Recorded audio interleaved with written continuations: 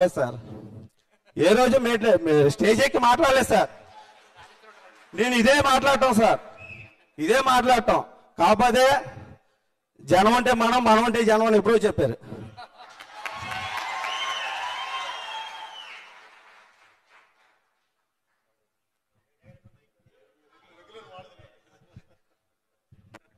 అలాగే బీసీ సంక్షేమ సంఘం విద్యార్థి సంఘం నుంచి నీలపాల దినేష్ గారిని మాట్లాడాల్సిందిగా కోరుతున్నాం.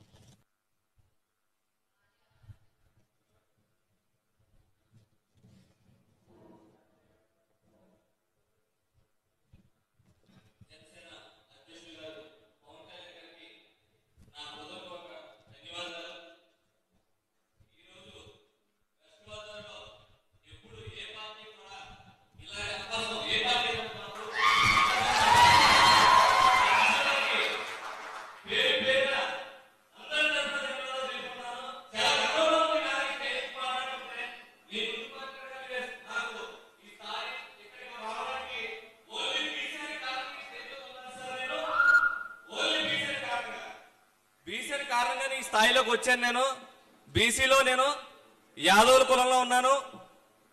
నేను తాడేపల్లిగూడెంలో ఒక 108 అంబులెన్స్ లో పనిచేస్తున్నాను సార్. నేను ఈ రోజు నా ఇంట్లో కోట బియ్యంలో వండుకుని తింటున్నాను సార్.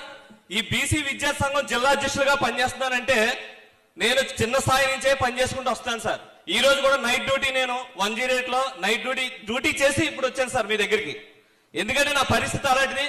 కానీ నేను ఆ స్థాయిలో ఉన్నానంటే నాకు ఏదో చేయాలనే తపంతో, మా కులం కానీ బీసీ కులాలకు కానీ చేయాలనే తపంతో ఈ రోజు నేను ఇక్కడికి వచ్చాను సార్. అలాగే నేను 108 ఎంప్లాయీస్ యూనియన్ కి స్టేట్ ఉపాధ్యక్షులుగా కూడా పనిచేస్తున్నాను సార్. అలాగే యాదవ యువత జిల్లా అధ్యక్షులుగా కూడా పనిచేస్తున్నాను సార్. ఇన్ని పదవులు ఎందుకున్నాయంటే నేను ప్రతి దాన్ని కూడా స్పోర్టివ్ గా తీసుకుని ప్రతి దాంట్లో కానీ ఈ స్థాయిలో ఉండడానికి కారణం మీరే సార్. మీ యొక్క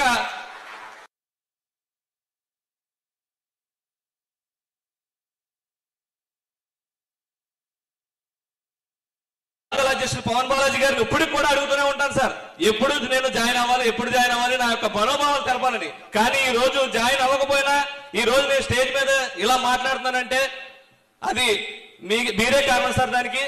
కాబట్టి ఫస్ట్ స్టార్టింగ్ నేను 108 గురించి చెప్తాను సార్. అందులో పనిచేస్తూ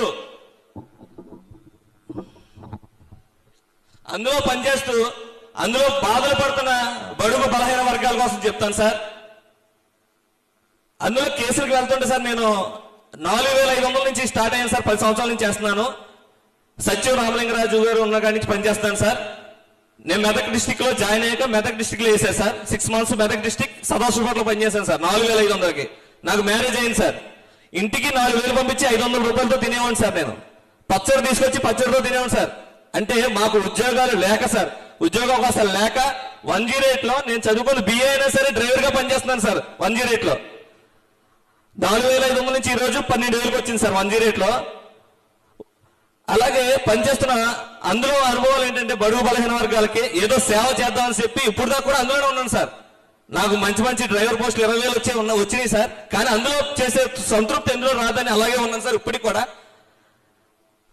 అందులో ఉన్నాను సార్. అందులో చేస్తున్న ప్రెగ్నెంట్ మీరు దయచేసి మీరు వస్తే సీఎం గా వస్తారని అనుకుంటాను. వస్తే మట్టికి వైద్య మీద మట్టికి మీరు కంపల్సరిగా మేనిఫెస్టోలో పెట్టాలని, వైద్య మీద మట్టికి మీరు కంపల్సరిగా దృష్టి పెట్టి, ఏమవుతుంది సార్ జనాలకు కావాల్సింది బ్రతకడానికి విద్య, ప్రాణం కాపాడుకోవడానికి వైద్య కావాలి సార్. ఆ రెండు మీరు ఇవ్వగలిగితే ఏ బడుగు బలహీన వర్గాలు ఉండవు సార్, ఎవరు లేని సార్. ఈ బీసీ సంఘాలు ఇవన్నీ కూడా పేరుకి మనం చెప్పుకోవడానికి, కులాలు ఇక్కడ బాధలు చెప్పుకోవడానికి ఉంది సార్. కానీ కులాలు ఉండే సార్, ఉన్నవాడు లేనోడు అంతే సార్. ఉన్నవాడు లేనోడు సార్. ఉన్నవాడు ఉన్నోళ్ళ ఉన్నాడు, లేనోడు అన్నాడు సార్. కాబట్టి మీరు వచ్చాక కుల నిర్మూలన చేస్తానన్నారు సార్. మాకు అదొక్కటి చాలా బేస్ సార్. ఆ ఒక్కటి మీద మీరు సీఎం అవ్వడానికి 90% ఓట్స్ ఉన్నాయి సార్. కాబట్టి నాకు ఇంతటి అవకాశం ఇచ్చారు. కాబట్టి ఒక ప్రెగ్నెంట్ కేసు తీసుకెళ్తే సార్, నేను ప్రెగ్నెంట్ తీసుకెళ్లి గవర్నమెంట్ హాస్పిటల్లో జాయిన్ చేస్తే గవర్నమెంట్ హాస్పిటల్ పరిస్థితి ఎలా ఉందంటే, ఏలూరు ఏరియా హాస్పిటల్కి డిస్టిక్ హాస్పిటల్కి వెళ్ళిపోవాలమ్మా అని మేము ఇలా దింపి వెళ్ళగానే రిఫర్ చేస్తారండి, బయటికి గెంటేస్తారు. రిఫర్ రాస్తే మళ్ళీ ఇబ్బంది అని చెప్పి మీరు అక్కడికి వెళ్ళిపోండి అని చెప్పి బయటికి గెంటే బయట టేబుల్ మీద ఆవిడ బ్లీడింగ్ అవుతాలో కూర్చుంటారు సార్ ప్రెగ్నెన్సీ లేడీ. ఇప్పటికి 10 సంవత్సరాల నుంచి గవర్నమెంట్ హాస్పిటల్ ఇప్పటికీ బాగుపడలేదు సార్. పైకి చెప్తారు సార్, ఏమీ బాగుపడలేదు సార్ వైద్యులు. ప్రెగ్నెంట్ లేడీ అలాగే బల్ల మీద బ్లీడింగ్ అవుతుంటే మేము ఏలూరు దాకా వెళ్ళడానికి ఆవిడకి డెలివరీ అయ్యి కాంటాక్ట్ చేయడానికి ఈఎంటీకి అంత అర్హత లేదు సార్. మా మెడికల్ టెక్నీషియన్ కి అంత అర్హత లేదు సార్. ఆయన చేసినా ఏదైనా అయితే ఇబ్బంది సార్ పేషెంట్ కి.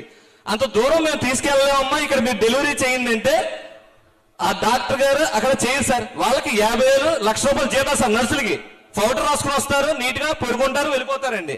మనం నిజం సార్, మనం కేసు తీసుకెళ్ళండి డాక్టర్ని వెళ్ళి లేపాలి సార్. కేసు తీసుకొచ్చామని సెక్యూరిటీ గార్డ్ వెళ్ళి డాక్టర్ని లేపుతారండి. ఆయన వచ్చి రాసి ఏలూరు రిఫర్ అంటారు సార్. మేము మళ్ళీ వెళ్ళి పడుకుంటాం సార్ నైట్ డ్యూటీలో. మళ్ళీ కేసు వద్దండి, అదే కేసు. ఏంటి ఇప్పుడే దింపాం కదా, కేసు డెలివరీ చేయలేదంటే డాక్టర్ గారు రిఫర్ చేశారండి, ఏలూరు తీసుకెళ్ళమన్నారండి. మళ్ళీ మేము దాన్ని ఏలూరు తీసుకెళ్ళాలి సార్. ఏలూరు నుంచి వెళ్ళి వచ్చే లోపల లోకల్లో 60 కిలోమీటర్లు తాడేపల్లిగూడ నుంచి సార్, నేను తాడేపల్లి వర్క్ చేస్తాను. ఏలూరు వెళ్ళి వచ్చే లోపల ఆ కేసు ఎమర్జెన్సీ ఏమైనా యాక్సిడెంట్ అయితే వాళ్ళకి అంబులెన్స్ ఉండలేదు సార్. నేను కేవలం బాధపడేది ఒక బలహీన వర్గాలు సార్. మరీ దారుణంగా ఉంది సార్ పరిస్థితి. 108 ఉంది కానీ ఉపయోగించుకోవడం రావట్లేదు సార్. గవర్నమెంట్ ఇప్పుడు కలెక్టర్ గారు జిల్లా ఏలూరుకి తీసుకెళ్ళిపోమని పర్మిషన్ ఇచ్చారు సార్. మీరు ఏదైనా ఉంటే ఏలూరు తీసుకెళ్ళిపోండి డైరెక్ట్, ఎక్కడ వేరే వెహికల్కి ఇవ్వద్దన్నారండి. వేరే వెహికల్కి ఇచ్చేవాళ్ళు సార్, ఇప్పుడు డైరెక్ట్ తీసుకెళ్తాం. వెళ్ళి వచ్చే లోపల ఒక పేషెంట్ ఎంత ఇబ్బంది పడుతున్నా సార్. యాక్సిడెంట్ అయింది సార్, రాత్రి ప్రతిపాడులో యాక్సిడెంట్ అయింది సార్. బండి లేదు సార్. మేము ఏలూరు కేసులో ఉన్నాం, అక్కడికి బండి లేదు సార్. పెంటపాడు బండి రిపేరు, పక్కన 4 వెహికల్ గూడెం పక్కన బండి లేదు సార్. బండి లేకపోతే వాళ్ళు ఉమ్మటూరు నుంచి వచ్చే వరకు ఆ యాక్సిడెంట్ కాల్ ఆ కోతులోనే ఉన్నాడు సార్. కాబట్టి వైద్యం అనేది గవర్నమెంట్ హాస్పిటల్ 100% బాగాలేదు సార్. మా 108 నిన్నే చర్చలు జరిగినాయి, ముగిసాయి సార్. అదేనా మేము తప్పక ఒప్పుకోవాల్సి వచ్చింది సార్ ఆ చర్చలు. మొన్న మీకు రిప్రజెంటేషన్ ఇస్తారు కూడా వద్దాం అనుకున్నాం సార్ ఎంప్లాయీస్ అందరూ. తీరా గవర్నమెంట్ బీవీజీ కలిపి 5% పెంచారు సార్ శాలరీ. 5% సార్, 5% పెంచి వచ్చే సంవత్సరం 10%, వచ్చే 10% పెంచారు సార్ ఎంప్లాయీస్ కి. 2,000 మంది ఎంప్లాయీస్ సార్ స్టేట్ లో. నేను state vice president sir employees union కి.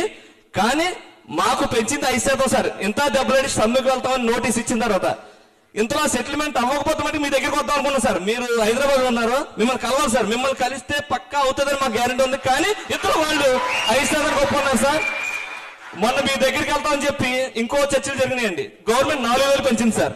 విజయవాడలో దండ పెట్టి ఆ రోజు మీరు పాదయాత్ర చేశారు సార్. మీరు మా దగ్గరికి రావాలి సార్. వస్తానికి ఆ రోజు గవర్నమెంట్ 4,000 అనౌన్స్ చేసింది సార్, పూనం మాలకొండ గారు. మళ్ళీ అది ఆవిడ చెప్పకుండా పెండింగ్ పెట్టి చంద్రబాబు గారు అనౌన్స్ చేస్తే మీడియాకి బాగుంటుంది అని చెప్పి మళ్ళీ ఆ రోజు ఆపి మమ్మల్ని కూర్చోబెట్టి తర్వాత రోజు అనౌన్స్ చేశారు 4,000 పెంచుతారని. జీవో ఇచ్చారు. ఏది సార్ 3 నెలలు అయింది సార్, ఇప్పుడు వచ్చి 4,000 ఇవ్వలేదు సార్. ఇవ్వలేదు సార్, 4,000 ఎవరికి ఇవ్వలేదండి. 4,000 పెంచి అదే 4,500 నుంచి ఇప్పుడు 12,000 వరకు చేస్తున్నారు సార్. 108 ఎంప్లాయీస్ అందరూ చాలా ఇబ్బందులు ఉన్నారు సార్. కానీ తప్పక చేయాల్సి వస్తుంది. వైద్య కోసం అయితే పక్కా మీరు డాక్టర్స్ మీద ఎంప్లాయీస్ మీద జీతాలు తగ్గించి వెనకబడి ఉన్న చదువుకున్న వాళ్ళందరికీ కూడా మీరు వైద్య సౌకర్యం కల్పిస్తారని కోరుకుంటున్నాను. అలాగే విద్యార్థులకు వస్తే స్టూడెంట్స్ కి జీవో, మెడికల్ స్టూడెంట్స్ జీవో 550ని అమలు పరిచే విధంగా మీరు ప్రయత్నం చేస్తారు. ఎందుకంటే అంతకు ముందు 17 సంవత్సరాల క్రితం నుంచి జీవో 550 ఉంది సార్ మెడికల్ స్టూడెంట్స్ కి. కానీ ఈ రోజు గవర్నమెంట్ బీసీ శాసనసభ ద్వారా ప్రకటన ద్వారా ఇది రద్దు చేస్తామని చెప్పారు సార్. గత సంవత్సరం 503 మంది విద్యార్థులు ఉన్నారు సార్. అందులో 2 విద్యార్థులు హైకోర్టుకి పిటిషన్ పెట్టారు సార్. పిటిషన్ పెడితే దాన్ని ఏం చేశారండి బీసీ శాసనసభ దాన్ని అలాగే హెల్త్ ఎన్టీఆర్ యూనివర్సిటీ అలాగే ఉన్నత విద్యా మండలి కలిపి తప్పుడు నివేదిక ఇచ్చి ఈ జీవోని రద్దు చేయండి అని చెప్పి పత్రిక ప్రకటన ఇచ్చారు సార్. కానీ మేము అనేది ఏంటంటే సార్, ఈ జీవోని మెడికల్ స్టూడెంట్స్ కి మీ ద్వారా 550 జీవోని వర్తిస్తే మీ ద్వారా 503 మంది విద్యార్థులు ఈ రోజు మెడికల్ సీట్లు పొందుతారు సార్. కేవలం మీ వల్ల అవుతుంది సార్ అది. ఎందుకంటే సంవత్సరం నుంచి ఆపారు సార్, ఆ ప్రకటించారు రద్దు చేస్తున్నారని జీవోని బీసీ శాసనసభ. అలాగే దీని వెనకాల పక్క మెడికల్ మాఫియా బాగా ఉంది సార్. ఈ మెడికల్ మాఫియా ఓపెన్ కేటగిరీలో మెడికల్ సీట్లు అమ్ముకుంటూ బడుగు బలహీన వర్గాలని అందరినీ కూడా పైకి రాకుండా చేసుకున్నారు సార్. అదే రాష్ట్రంలో మంత్రులందరూ కొద్దిగా చొరవ తీసుకుని దీన్ని ఆఫ్ చేయడానికి చాలా ఇందులో కలిగి ఉన్నారు సార్ మంత్రులు ఈ మెడికల్ మాఫియాలో. కాబట్టి మీరు దీని మీద 550 జీవో మీద మెడికల్ సీట్లు 503 మంది విద్యార్థులు ఆధారపడి ఉన్నారు సార్. కేవలం మీరు దీన్ని గట్టెక్కిస్తే సార్ మీరు ఖచ్చితంగా అందరి గుండెల్లో ఉంటారు సార్. వాళ్ళందరి తరఫున మిమ్మల్ని ఈ రోజు రికమెండేషన్ ఇస్తున్నాను సార్. మీరు దయచేసి ఈ విషయాన్ని తీసుకుని 550 జీవోని ఇవ్వాలని కోరుకుంటున్నాను సార్. అలాగే యాదవుల కులం సార్, అది యాదవుల కులం కోసం కొద్దిగా మాట్లాడతాను, ఆయనకి మాట్లాడలేకపోయారు సార్. కొద్దిగా స్టేజ్ మీద మాట్లాడతాం కొత్తగా ఉండి. యాదవుల కులం జిల్లా అధ్యక్షుడిగా పనిచేస్తున్నాను సార్, యాదవ్ యువత. అయితే రాష్ట్రంలో 60 లక్షల మంది ఉన్నారు సార్, ఈ జిల్లాలో 6 లక్షల మంది ఉన్నారు సార్. ఈ జిల్లాలో 6 లక్షల మంది యాదవులు ఉన్నారు సార్. కానీ మాకు ఇక్కడ ఉండేది మహా అయితే మున్సిపాలిటీలో వైస్ చైర్మన్ ఒకటి ఉంది సార్, ఒక ఎంపీటీసీలు ఉన్నారు సార్, సర్పంచులు ఉన్నారండి, అంతే సార్. ఇక్కడ జిల్లాలో ఒక యాదవులు ఎమ్మెల్యే లేరండి, యాదవులు చైర్మన్ లేరండి, యాదవులు జడ్పీ చైర్మన్ లేరు, యాదవులు జడ్పీటీసీలు లేరు సార్. కానీ యాదవ కులం నుంచి మిమ్మల్ని ఒకటే కోరుతున్నాను సార్, మాకంటూ యాదవుల నుంచి ఈ జిల్లాలో కానీ రాష్ట్రంలో కానీ మీరు దయించి ఆ జనాభా ప్రాతిపదికన మీరు మాకు ఒక అవకాశం ఇవ్వాలని, మాలో కూడా ఒకరిని చైర్మన్ గా ఎమ్మెల్యేగా చూడాలనుకున్నా. అది కూడా స్వార్థం ఏంటంటే సార్, మాలో ఒక పనులు మేము కొద్దిగా వాళ్ళ ద్వారా చేయించుకోవచ్చండి మీ దాకా రావడానికి సార్. ఎందుకంటే ఇప్పుడు చంద్రబాబు నాయుడు గారికి వెళ్ళాలంటే యనమల రామకృష్ణ యాదవ్ ఉన్నారు సార్, కానీ మాకు ఎందుకు ఉపయోగం లేదు సార్ యనమల రామకృష్ణ వల్ల. ఎందుకంటే మమ్మల్ని అక్కడ దాకా రానివ్వరు సార్. ఆయన యాదవ్ అని చెప్పుకుంటారు కానీ అందులోకి వెళ్తే రాజకీయమే సార్, అంతా రాజకీయమే సార్. కులాలను కూడా చూస్తలేదు సార్. కులాలన్నీ ఒకటిగా అడుగుదామని మిమ్మల్ని ఈ రోజు ఈ స్టేజ్ కి వచ్చాను సార్. కాబట్టి మా యాదవ్ కులం నుంచి చిన్న స్థాయి వాడిని మీరు ఇవ్వండి సార్. డబ్బున్నవాడు కొద్ది సార్, చిన్న స్థాయిలో చదువుకుని పని చేస్తారని ఒక సోషల్ గా వర్కర్ గా ఉన్న వాళ్ళకి మీరు దయించి అలాంటి వాళ్ళు మీరు పెట్టుకుంటే ఖచ్చితంగా మీది అలాంటి పార్టీ ఉంది, అదే బతికిస్తుందని చెప్పి అదే సీఎం అవడానికి మీరు ఖచ్చితంగా మీ అందరూ ప్రయత్నం చేస్తాం వెస్ట్ గోదావరి తరఫున. కాబట్టి నేను మిమ్మల్ని ఈ కుల నిర్మూలన చూసి మీ పార్టీలో నేను జాయిన్ అవుదామని నేను ఆలోచన ఉన్నాను సార్. ఆలోచన ఏంటి సార్, ఫిక్స్ అయిపోయింది సార్. మీరు ఆజ్ఞ ఇస్తే మేము ఖచ్చితంగా మీ పనిలో తాడేపల్లిగూడెంలో ఖచ్చితంగా పనిచేస్తాను సార్. నాకు స్టూడెంట్ వెస్ట్ గోదావరి అధ్యక్షుడిగా పనిచేస్తున్నాను, అలాగే యాదవ్ యువత అధ్యక్షుడిగా పనిచేస్తాను సార్. అలాగే 108 ఎంప్లాయీస్ రాష్ట్ర ఉపాధ్యక్షుడిగా పనిచేస్తున్నారు sir. Thank you sir, thank you.